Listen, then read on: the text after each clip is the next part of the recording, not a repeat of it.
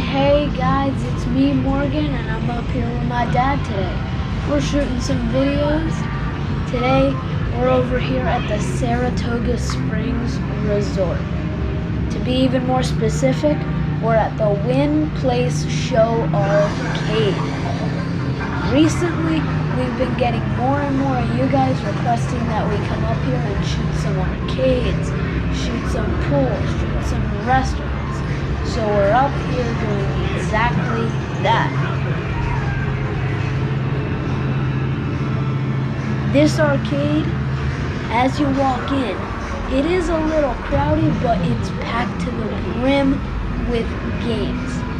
All I can imagine, 20, 30 people in here on a rainy day, it could get a little difficult to move around.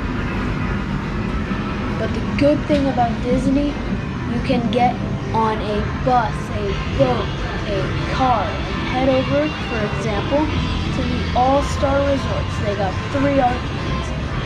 Head over to the Port Orleans Resorts. They got 2. Head over to the Contemporary Resort. They got 1. There's resorts all over Disney property, guys. And if you want to check out different resorts that have arcades, check out our Country Bear Tours website at countrybeartours.com.